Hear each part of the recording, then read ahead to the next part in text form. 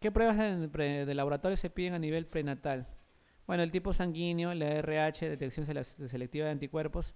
Bueno, eso es lo que recomienda la Academia Americana de Ginecobstetricia, ¿no? Es esta acá, Made in Perú, ¿no? Hemoglobina o hematocrito, titulación de anticuerpos contra rubiola, igual recomienda la Academia Americana de Ginecobstetricia. Pruebas de BDRL, si esas también lo hacemos nosotros. El antígeno superficie de la hepatitis B, ya lo estamos haciendo. A toda paciente gestante, nunca perder la oportunidad de pedirle un PAC.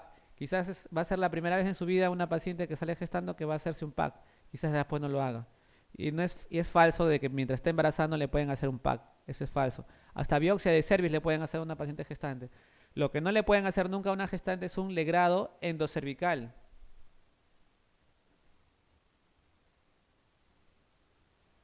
Los americanos piden bastante la clamidia, ¿no? Es una enfermedad, saben que la enfermedad de transmisión sexual, el germen de enfermedad de transmisión sexual más prevalente. Hay pruebas genéticas de detección selectiva del primer trimestre, el dosaje de alfa-fetoproteínas y el test de tolerancia a la glucosa, siempre a las 24 o 28 semanas a toda paciente. El test de tolerancia a la glucosa a la hora. Siempre hay que indagar sobre el estado socioeconómico, sobre la edad materna, el antecedente de parto de pretérmino, el antecedente de cuidados prenatales tardíos, el tema del bajo peso al nacer, disfunción uterina, muertes fetales y muertes neonatales. A la edad materna mayor de 35 años hay que tener en cuenta que hay la pérdida gestacional en el primer trimestre, se puede dar, y fetos con anomalías genéticas, ¿no? Y también va a haber complicaciones médicas como la hipertensión, la diabetes, la preeclampsia. Con respecto a las adicciones, hay que tener en cuenta si la paciente consume tabaco, es fármaco dependiente, drogodependiente, tiene una afición frecuente por el alcohol o el consumo de cafeínas. Esto de cafeína ya es una prueba evidente. Saben que las pacientes que consumen cafeína por encima de 200 miligramos diario, o sea, más o menos un par de tazas al día, durante más de un año, tienen un riesgo de abortos espontáneos mayor con respecto a las que no consumen cafeína. ¿No? Si tú tienes una abortadora recurrente, tienes que preguntar dentro de los antecedentes, pues el uso de el consumo de una sustancia en forma perniciosa persistente. Siempre averiguar sobre la paridad, el embarazo, el antecedente de embarazo ectópico, de parto pretérmino, las pérdidas de las gestacionales, ya sea en el segundo trimestre, el recién nacido si ha sido macrosómico, si ha tenido muertes perinatales, si ha sido operada de cesárea o si ha tenido algún tratamiento o alguna evaluación por infertilidad. Descansamos un minuto, vamos a hablar sobre la valoración obstétrica, sobre las pruebas del primer trimestre, eso es lo que le van a venir también. Acá están dos preguntas. Les digo esto porque esto está de moda. Los obstetras, los ginecobstetras de actualmente nos gusta pedir mucho eso a los pacientes, ¿no? Entonces, como es algo nuevo, que ya está, bueno, no tan nuevo, en realidad ya tiene más de 20 años, pero que en el Perú ya se está haciendo con cierta frecuencia en las diferentes entidades de salud pública, ¿no? Porque en la actividad privada sí, pues sí se ha hecho siempre, ¿no? Pero a nosotros no nos interesa mucho la actividad privada, sino la actividad pública como política nacional de salud, ¿no? Bueno, una paciente cuando se le diagnostica la gestación, aparte de sus pruebas que ya hemos dicho que se recomiendan para el control prenatal, se hace una valoración obstétrica, o sea, una valoración del estado de bienestar embrio fetal, ¿no? Por ejemplo, la paciente tiene ausencia de este retraso menstrual, se hace un test de embarazo, por decirlo así, para hacer en forma coloquial, y le sale positivo. Entonces, el siguiente paso es una ecografía para confirmar que la gestación sea intraútero, que sea viable, que active actividad cardíaca y calcular la edad gestacional por la longitud corona nalga y si hay guarda una correlación con la fecha de última menstruación. ¿Les quedó claro? Y de ahí, pasado el tiempo, si no hay ningún factor de riesgo, o sea, si no hay sangrado, no hay fiebre, no hay dolor, nada, la paciente y todos sus exámenes han salido normal, su control es a las 4 semanas después. Entre la semana 11 y 13 del embarazo, 11 semanas con 13 semanas con 6 días, se recomienda pruebas del primer trimestre para la evaluación de la posible detección de aneuploidías, o sea, de trisomías como el 21, el 13, el 18. Ahora, estas pruebas son pruebas de screening. ¿A qué me refiero? ¿Cuál es la prueba madre para saber si un bebé, un feto, tiene trisomía? Muy bien, un cariotipo, perfecto. Ahora, ¿cómo yo obtengo un cariotipo? Obteniendo muestras de las vellosidades coriales del feto. Pregunto yo, ¿eso no es una prueba invasiva? Sí, es una prueba invasiva, o sea, donde vas a entrar una aguja con guiada por ecográfico a nivel del corion fetal y sacar una muestra. Es invasiva. ¿Tiene sus riesgos? Tiene sus riesgos. ¿Puede venir en aborto fetal? Puede venir en aborto fetal. O sea, como tienes una prueba invasiva y con riesgo, tenemos que hacer a qué pacientes sí vale la pena hacerle ese tipo de pruebas y a quién no. Antiguamente en Estados Unidos, a todas las mujeres mayores de 35 años, todas iban por biopsia de vellosidades, toditas. ¿Estamos de acuerdo? Y por ahí 3% de las mujeres que les hacían biopsia de vellosidades coriales presentaban abortos. Y encima, cuando estudiaban su producto, todo era normal, por las puras, ¿entiendes? Se volaron un producto sin querer queriendo, o con querer queriendo. ¿Estamos de acuerdo? Entonces, no podemos hacer esa prueba invasiva en forma masiva, por los riesgos que implican, no sé si me dejo entender. Entonces tengo que seleccionar a qué paciente sí vale la pena introducir la aguja, como quien dice, pues en el argot popular. Entonces para eso hago mis pruebas de screening. Entonces, ¿qué hago? Tengo métodos en sangre y métodos en ecografía. Métodos en sangre, uso igual lo que le dije, pelagonatropina coriónica, la fracción libre en suero y la proteína A en plasma vinculada con el embarazo, el PAP-A. Eso es a nivel sérico, lo que se pide entre la semana 11 y 6. Y a nivel ecográfico se pide la translucencia nucal, la visualización del hueso nasal, del ductus venoso y la ejecución de trascapidia. Pero este es a nivel serológico y otro es a nivel ecográfico. Y existe el esquema triple. ¿Y quiénes conforman el esquema triple? Por si acaso les pregunten en el examen. Probablemente sí. Lo forma la translucencia nucal más la prueba de HCG libre en suero y el PAP-A. PAPPA. ¿Estamos de acuerdo? Doctor, ¿y cómo está el HCG libre en la trisomía 21, o sea, en el síndrome de Down? Aumentado. ¿Y cómo está en la trisomía 18? Disminuido. ¿Y el PPA, cómo está? Disminuido tanto en la trisomía 21 como en el 18. Ah, doctor. ¿Y cómo está la translucencia nucal en la trisomía 21? Aumentada. ¿Estamos de acuerdo? Por encima de 3 milímetros. Ahí les voy a explicar con gráficas. ¿Qué más se puede saber a nivel ecográfico que me puede permitir sospechar de que es un bebé con un síndrome? Me permite sospechar, porque el diagnóstico final lo hago al cariotipo, pero como les vuelvo a repetir, yo no le voy a hacer cariotipo a todos mis pacientes, pues, porque es una prueba invasiva. El hueso nasal está ausente, el ductus venoso es una onda negativa y la velocidad de tricúspide mayor de 100. Eso quiero que se aprendan este cuadrito, lo van a tener al momento de sus separatos. Vamos, miren, les presento. ¿Qué es esto? En la flecha que estoy mirando. Dígamelo. Es un feto, muy bien. De 11 semanas. Miren ya cómo se puede ver un feto de 11 semanas en las ecografías actuales. ¿Entiendes? Es un corte sagital. Muy bien. ¿Qué es esto de acá, lo que estoy señalando? Todo eso de acá. La cara fetal, muy bien, un corte sagital. Este es la cabeza fetal y este es el cerebro. Y este es el diencéfalo, muy bien. Y este es el perfil fetal, si se dan cuenta. Acá tiene la nariz fetal y este hueso que atraviesa acá esta zona muy blanca, que nosotros le llamamos hiperacogénica, se llama paladar. ¿Estamos de acuerdo? Y el mentón fetal, muy bien. Detrás del feto en la cabeza vemos esta estructura que se llama la nuca. Y detrás de la nuca hay una línea que se llama, formada por un tejido linfático que se llama translucencia. Ese es ese negro, translucencia. ¿Se dan cuenta? Y lo medimos de acá a acá. Pero tiene que estar el feto en posición neutra, mirando hacia arriba en corte sagital. No se hace la translucencia así a la champazo. Hay reglas que están determinadas a nivel internacional por la Fetal Medicine Foundation. ¿Entiendes? Inclusive hay pruebas a las que nos sometemos los ginecostetras que hacemos esto para hacer acreditación. ¿Entiendes? Para acreditarnos que sí sabemos medir la translucencia nucal. Muy bien. Entonces, esa es la translucencia nucal. En un feto Down, esa translucencia nucal está súper aumentada, como el que se ve acá abajo, mírenlo. ¿Comparan? Miren acá bonito, esta línea todo chévere, blanquita. Y acá miren, toda ancha. Pero ese puede ser mi subjetividad. ¿Cómo es mi objetividad? Lo mido. ¿Y cuál es el valor del punto de corte? Se dice que por encima de 3 milímetros ya es cantado que tiene una neoploidía. ¿Me dejo entender? ¿Les quedó claro? Entonces la translucencia nucal. Miren este fetito. ¿Qué están mirando acá? Su cara, ¿sí o no? ¿Qué es esto? El paladar. Y frente al paladar, miren lo que estoy señalando con mi flechita acá. ¿Qué ven? El hueso nasal. Presente. En las pacientes con aneuploidía, en los fetos con aneuploidía, está ausente. Igual, para visualizar el hueso basal, también hay patrones internacionales que hay que seguir. Para tú decir que un hueso nasal ausente, tú tienes que seguir unas normas. ¿Entiendes? Porque si este feto está más o menos, su cara no está sagital, si no está volteada, puede que no muestre el hueso nasal. Y tú pones ausencia de hueso nasal. La señora, 40 años, con tratamiento de infertilidad, su primer bebé con mucho esfuerzo, y le dijiste ausencia de hueso nasal. La mataste a la pobre paciente, me dejo entender, la deprimiste. ¿Entiendes? Para eso debe haber criterios de toma, ¿no?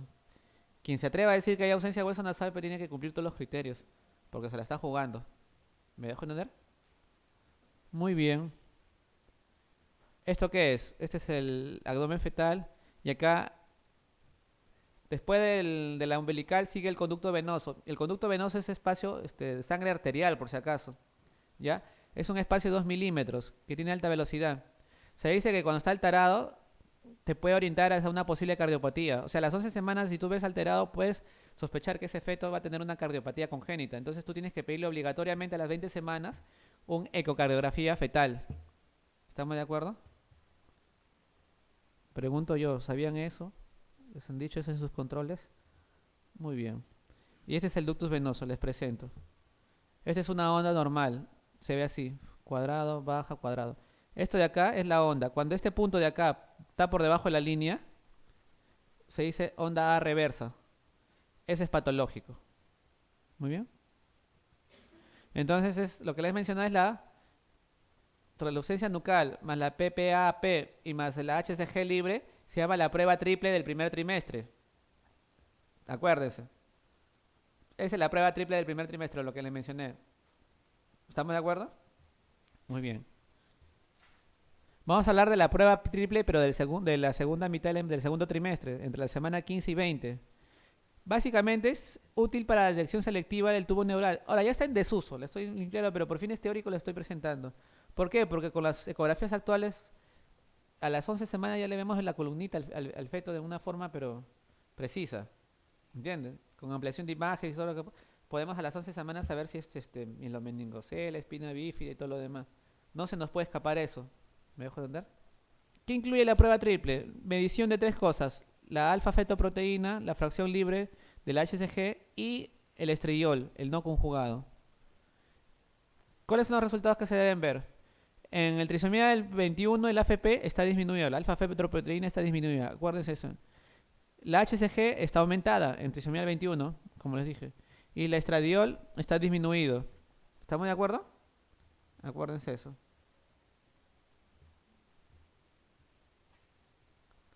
En trisomía del 18 la alfa-fetoproteína, la HCG y la estradiol está disminuido. Y en defecto del tubo neural o defecto de la pared abdominal, la alfa-fetoproteína está aumentada. Muy bien. Para el diagnóstico prenatal tenemos que ver la ecografía. La ecografía sirve para valorar la edad gestacional, la viabilidad del feto, como le dije, la valoración de cuántos embarazos son, si es uno o dos, embarazo múltiple, la detección de anomalías fetales, el seguimiento del crecimiento fetal, para determinar hemorragias vaginales de origen determinado por qué se producen, valoración de la longitud del cuello uterino, sospecha de anomalías del líquido amniótico, evaluación del bienestar fetal, o como guía durante procedimientos. Voy a hacer una amniocentesis, voy a hacer una biopsia de velocidades cardiales, por si acaso no lo hago a ciegas, ¿ah? No es que ya meto la aguja, no, sino lo que hago es lo siguiente. Por ejemplo acá, quiero hacer una biopsia de velocidades cardiales porque yo sospecho que este es un niño dado. Entonces con ecografía meto mi aguja, y con mi aguja voy viendo a través de la ecografía de dónde tomar la muestra. ¿Estamos de acuerdo? Eso es lo que quiero que entiendan. La ecografía en el primer trimestre te sirve para comprobar la localización del saco gestacional, si es intraútero o hay la sospecha de que sea extrauterino. ¿Estamos de acuerdo? Verificación del número de fetos, verificación de la viabilidad fetal, si tiene actividad cardíaca o no, valorar la edad gestacional y valorar el útero y estructuras anexiales. A nivel del segundo trimestre te sirve para la revisión de la anatomía fetal. Pregunto yo, ¿cuándo hago mi morfología, mi evaluación morfológica del feto, ecográficamente? O sea, un screening de la morfología fetal de la punta de la cabeza hasta la punta de los pies, por decirlo así. ¿En qué edad gestacional? Se recomienda, lo recomienda la Fetal Medicine de Londres, del maestro Kipros Nicolaides. ¿Alguien sabe? Ya apunten, 18 a 22 semanas. Eso es para exámenes y para fines también de actividad de ustedes, sus pacientes. Les pide una morfológica a las 40 semanas, ya cuando el bebé está pero grande, ya no se puede tomar ni una foto. A ver, ¿cuándo le toman la 4D? ¿Cuándo se recomienda tomar la 4D? Que dicho sea, solamente sirve para la parte anecdótica. Ay, qué linda la fotita, ay, qué para el baby shower, pero no te va a dar pronóstico fetal. Pero ahí bien con tu video, ¿no? De recuerdo. Y hiciste una preeclampsia severa con un RCU, pero bien con tu video 4D. Y eso que yo tomo 4D bastante, pero siempre le explico al paciente que es solamente para estética. Muy bien. A partir de que, ¿entre qué edad Se recomienda entre las 24 semanas y las 30 semanas. ¿Por qué? Porque para que haya una buena imagen de 4D tiene que haber un buen espacio entre la pared uterina y la cara fetal, con buena cantidad de líquido amniótico. A medida que el feto es más grande, ya no queda mucho espacio. Es como que ustedes tienen la cara pegada a la ventana y yo les quiera tomar una foto del otro lado con su cara pegada a la ventana. No, no va a salir como uno quisiera. No sé si me dejo entender. O sea, la definición. ¿Comprendes? Algo así más o menos para que me entiendan. Muy bien. Siempre también en el segundo trimestre, valoración de la biometría fetal, confirmación de la localización placentaria. ¿Cuándo se localiza la placenta en forma definitiva? ¿Cuándo es su ubicación final? Si tú le dices a una paciente, tienes la osadía de decirle a una paciente placenta previa a las 12 semanas y la paciente ya está al borde del suicidio porque ya no quiere saber nada de cesáreas, la posición final de la placenta es, la localización placentaria es a partir de la semana 24. Después de la 24, con toda confianza, placenta previa, marginal, inyección baja, lo que tú quieras florearle a la paciente. ¿Entiendes? Valoración del líquido amniótico y valoración de la anatomía materna. Ecografía es un capítulo hermoso, pero hay que hacerlo con responsabilidad y siguiendo parámetros internacionales. Hay que capacitarse y hay que acreditarse. Ecografía en el tercer trimestre, valoración del peso fetal, valoración del índice líquido amniótico, valoración del bienestar fetal. Pregunto yo, ¿qué parámetros te van a dar el peso fetal? O mejor dicho, ¿cuál es el parámetro que va a incidir en mayor proporción en el peso fetal? Acuérdense la pregunta, esa sí les puede venir, porque ya les vinieron una vez sobre gestación doble, ¿no? El signo de la T, el signo de lambda, creo que he visto una pregunta. Esa es la única que no la acerté, les soy sincero. O sea, no pensé que les iban a preguntar eso, sinceramente, no estaba en mi esquema eso. Pero ya ahora tengo que incidir en algunos temas, por eso les estoy dando estos datos. El parámetro que mayor influencia en el peso fetal es la circunferencia abdominal. Si tiene una circunferencia abdominal amplia, lo más probable es que te salga más peso fetal. ¿Entiendes? Si tú tienes una circunferencia abdominal disminuida, restringida, más poco peso fetal. El segundo en importancia es la longitud del fémur. ¿Estamos de acuerdo? O sea, circunferencia abdominal, longitud de fémur te hace el peso fetal, pero el que mayor incide es la circunferencia abdominal. ¿El DBP también influye en el peso? Sí, pero en menor proporción. Otros procedimientos que se pueden hacer en la valoración obstétrica son la amniocentesis, que pueden ser genética, terapéutica, para evaluar la maduración pulmonar. La biopsia de vellosidades escoriales que se hace en la semana 10 y semana 12. La cordocentesis y el diagnóstico preimplantatorio. Sobre todo los que hacen fertilización in vitro, quieren saber si el cariotipo de ese embrión que ustedes van a implantar es el adecuado. No sé si vieron el caso, ¿no?, de unos gemelitos que implantaron, uno salió bien y el otro salió con Down. ¿Sí?, existe el diagnóstico preimplantatorio, los que manejan fertilización in vitro tienen que hacerlo. El tema es que es $5,000 más, o sea, aumenta el costo, ¿no? Y a veces ya pues se la juegan porque el tema del FIC es bien caro. Pues. El tema de infertilidad es un tema un poco espinoso por el tema de los costos y el tema ético. Y muchos colegas a veces exceden en el tema pues de querer asustar a los pacientes por el tema pues comercial y todo lo demás. La ginecología es una especialidad recontra comercial, si uno quisiera hacerlo, ¿no? Pero hay ciertos escrúpulos que uno debe manejar en ese tipo de pacientes. Pues. Por ejemplo, para ir saliéndome un poco el tema, decirle a una mujer pues que cuando tiene un PAC, que tiene una metaplasia, que es un hallazgo normal, decirle que es un precáncer y que tiene que operarse lo más pronto posible porque si no se muere y la pobre mujer es humilde, vive en un sentimiento humano y como en el hospital sabe que se va a demorar un montón, vende todo lo que pueda para operarse.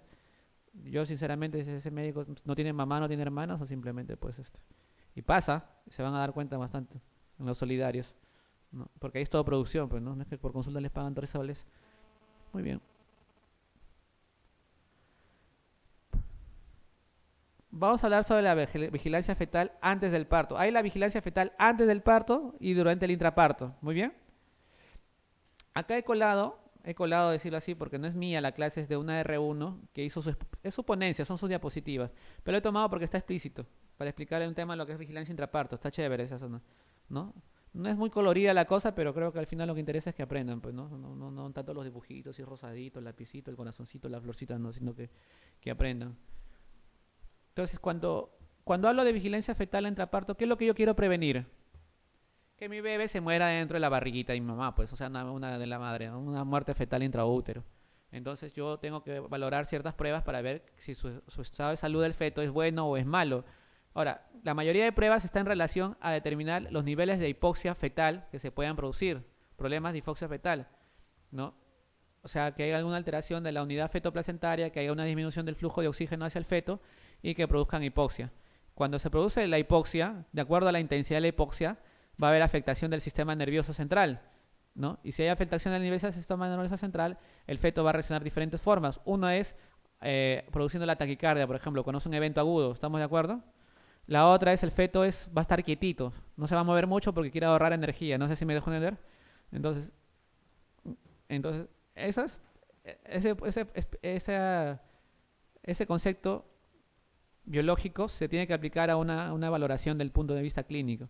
Entonces, ¿qué pruebas tengo yo para evaluar la hipoxia fetal, la prueba de hipoxia fetal? La prueba sin estrés o el test no estresante. Sí han escuchado eso, ¿no? El NST. Muy bien, perfecto. Consiste en la medición del... No, acá está mal esto. Consiste en la medición de la frecuencia cardíaca fetal, ¿no? En relación al movimiento fetal. Ya, menos mal que ya. Está mal esto. Ya. Sí, sí. O sea, ya. Consiste en la medición de la frecuencia cardíaca fetal en relación al movimiento fetal. ¿Estamos de acuerdo? ¿Les quedó claro? Muy bien. Ya. Ya ves que yo no solo leo, sino que también analizo lo que leo, por si acaso. O sea. Se denomina dos conceptos, o es reactivo o no reactivo. ¿Entiendes? Entonces, si a ti te preguntan cómo debe ser tu resultado en un NST, tú dices reactivo o no reactivo, así de simple. ¿Cuándo hablamos de reactividad fetal? Cuando hay aumento de la frecuencia cardíaca fetal mayor de 15 latidos, que dura mayor de 15 segundos con el movimiento fetal. O quiere decir, el bebé se mueve y al moverse hay aumento de la frecuencia cardíaca fetal. Por lo menos 15 latidos. Por ejemplo, estaba con 130 de basal, 130, 132, ahí está en esa. Se movió y subió a 150. Perfecto, ¿me dejo entender? Y esa 150 te dura más de 15 segundos. Perfecto. Y de ahí regresa normal. ¿Me dejo entender? Eso se llama reactividad fetal. ¿Estamos de acuerdo? Por ejemplo, acá. Acá en esta gráfica, en el papel cuadriculado, esta flechita te grafica los movimientos fetales. O sea, la mamá está con un botón diciendo, tú aprieta cuando sientes que se mueve el bebé. Perfecto, se mueve ya. Lo aprieto. Bla. Lo registra. Lo registra. Y justo acá, que registra un movimiento fetal, se da cuenta que hay aumento de la frecuencia cardíaca fetal. Es reactivo. Igualito acá se produce lo mismo, acá también lo mismo, acá es lo mismo. Basta que tengan una lectura de 20 minutos, dos reactividades, para considerar como resultado dos movimientos fetales, que es un feto reactivo.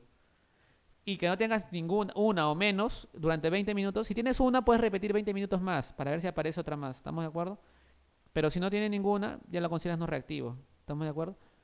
Inclusive puedes hacer artificios. Algunos le tocan la campana, otros le tocan la chicharra, otros le ponen música, rock and roll, metal, lo que sea la mamá para que teóricamente para hacer la estimulación vibroacústica. Y los centros de salud o las clínicas con un poco mayor de presupuesto tienen la campana laringe, que es la vibradora, que es la auténtica, ¿no? Pero siempre se para desapareciendo. Paran comprando 4 campanas, alguien se lo para levantando en mi hospital. ¿Ya? Alguien que tiene su centro por ahí. Muy bien. Eso es lo malo en los hospitales públicos, pues se levantan todo. La otra valoración es la prueba de estrés con contracción o el famoso test estresante. ¿Estamos de acuerdo? O prueba de Posee. Acá lo que se hace es estimular la contracción uterina. ¿Con qué? Con oxitocina. Y eso se va registrando en la hoja. Esto es lo que te registra las contracciones. Por ejemplo, acá está suave, suave, suave. Subió. Contracción. Normal, normal. Vuelve a haber otra contracción. ¿Estamos de acuerdo? Y se ve si la frecuencia cardíaca del feto en relación a la contracción disminuye, se mantiene, aumenta, o sea, las variabilidades que puede tener la frecuencia cardíaca fetal con relación a las contracciones, ¿no?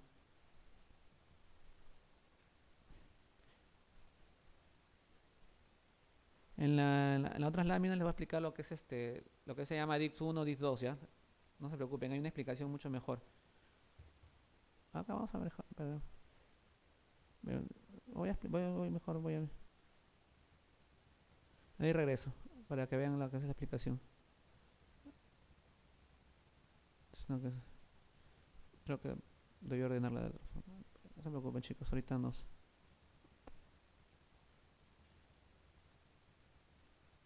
Estoy preparando una clase. Wow. Al final le he puesto la diapositiva de la R1. Le he castigado, pero le he hecho una ponencia para los chicos de... En la visita no me contestó nada. Entonces ya...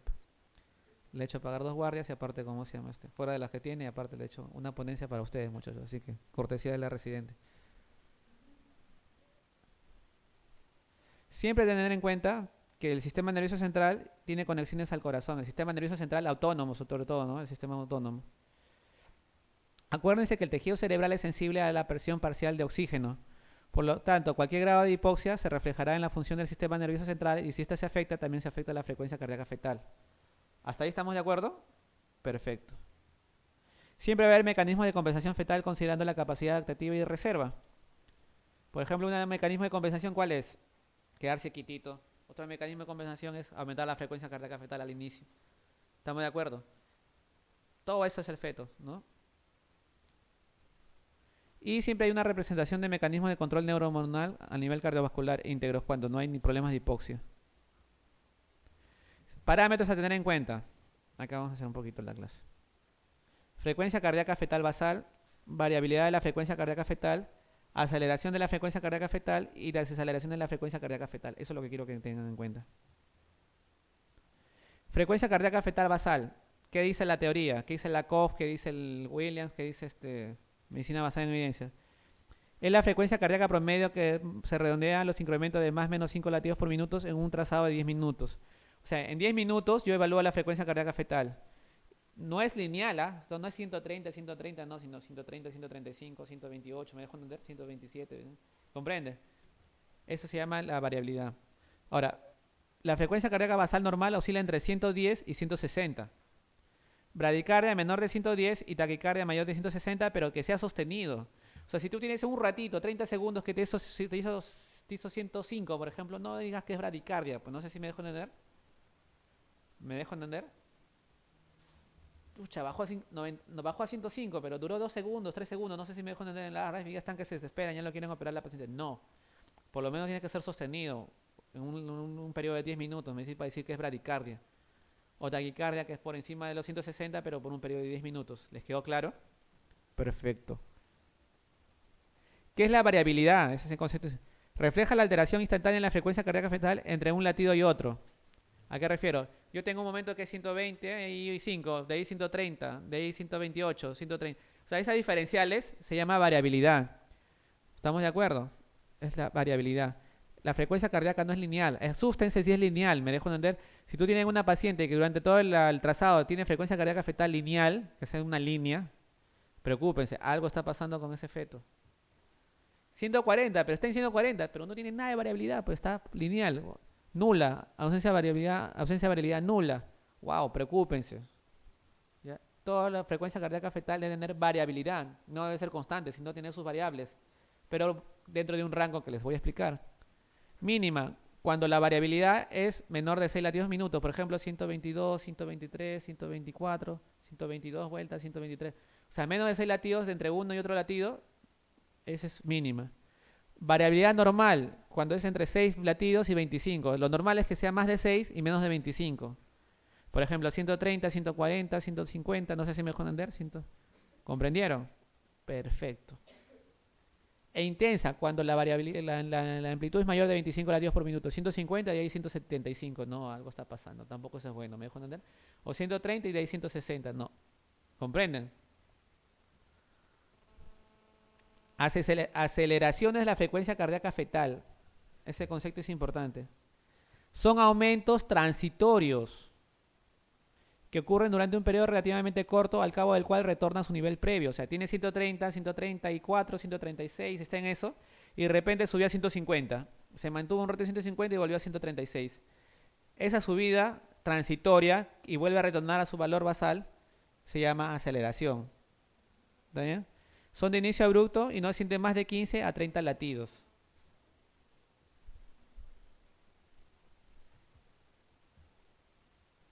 Ahora tienen en cuenta la edad gestacional de la paciente. A las mayor de 32 semanas, una aceleración tiene un valor máximo de 15 latidos sobre el basal con una duración mayor de 15 segundos, pero menor de 2 minutos. ¿Estamos de acuerdo? En cambio, una paciente menor de 32 semanas tiene un valor máximo de mayor de 10 latidos sobre una basal con una duración de mayor de 10 segundos, pero menor de 2 minutos.